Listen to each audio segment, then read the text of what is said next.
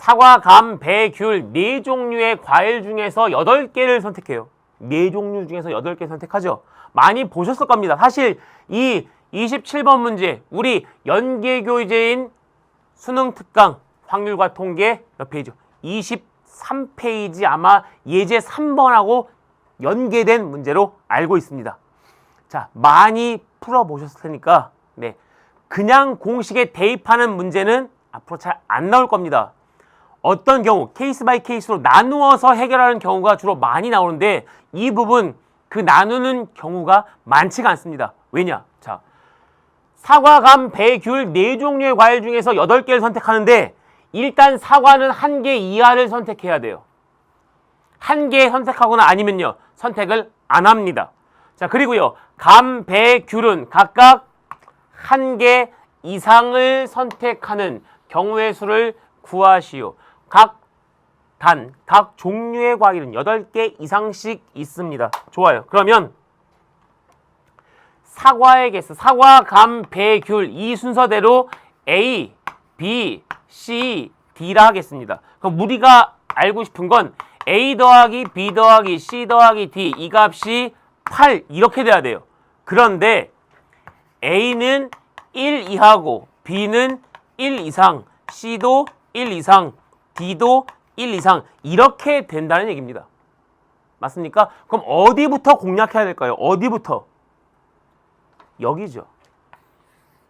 A는 1 이하예요. 그러니까 첫 번째로 A가 만약에 1일 때 즉 사과를 1개만 선택하는 경우라면 A는 1이기 때문에 B 더하기 C 더하기 D는 얼마가 돼야 돼요?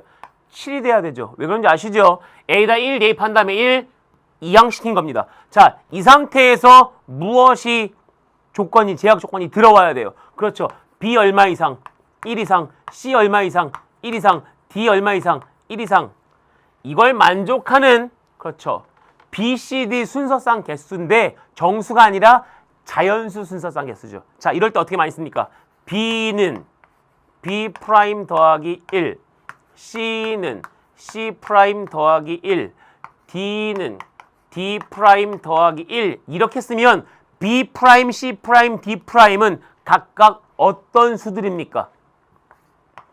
B', C', D'은 0 이상의 뭐라고요? 정수요. 이렇게 됩니다. 자, 그러니까 이 식은 이제 어떻게 바뀌냐면 B', C', D' 이 얼마예요? 4. 이걸 만족하는 음이 아닌 정수의 개수랑 같게 되죠. 맞습니까? 네, 좋습니다. 음이 아닌 정수의 개수니까 얼마예요? 3H4죠. 서로 다른 3개 중에서 중복해서 4개를 뽑으면 됩니다. 따라서 얼마예요? 3 더하기 4, 7 마이너스 1이니까 6 컨비네이션 4. 그래서 6 컨비네이션 2와 같으니까 15가 됩니다.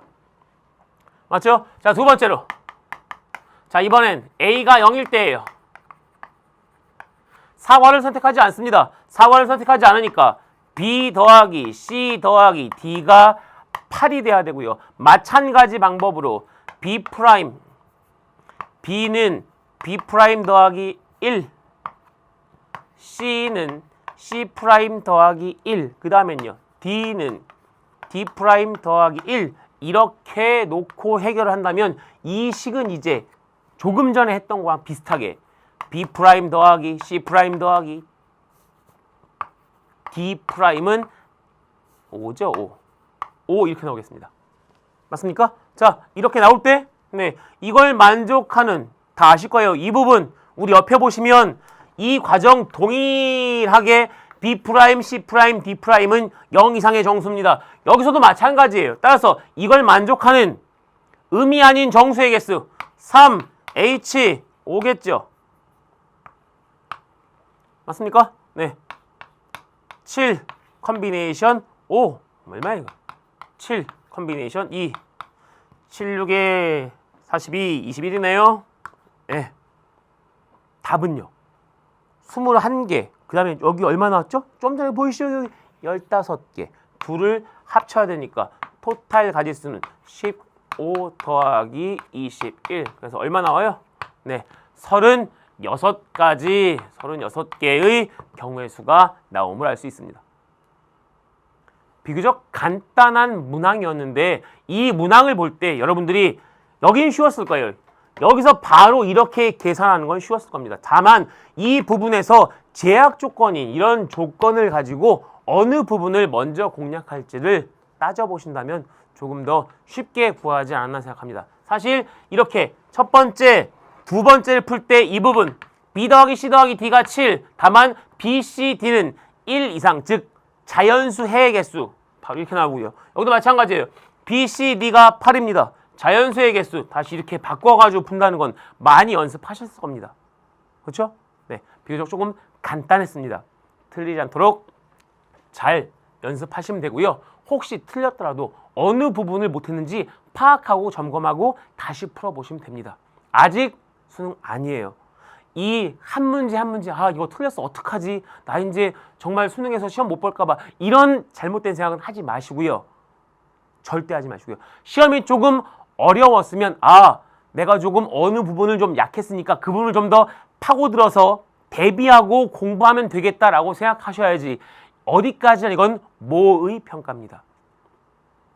한 문제 한 문제로 일희일비하지 않으셨으면 좋겠어요. 아직 우리는 시간도 많고요. 대비할 많은 시간 동안 대비할 수 있는 계획 그리고 학습 계획을 가지고 꾸준히 공부할 수 있는 여러분의 열정을 가지고 계속 실행해 나간다면 충분히 좋은 결과 있을 거라 선생님은 생각합니다. 그러니까 이번 시험이 상당히 좀 어려웠다고 해서 그걸 가지고 너무 낭망하지 마시고 꼭 자신감 갖고 앞으로 학습에 참고하셨으면 좋겠습니다.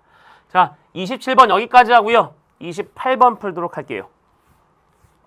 28번도 조금 어렵다고 느꼈을 수도 있습니다. 자, 28번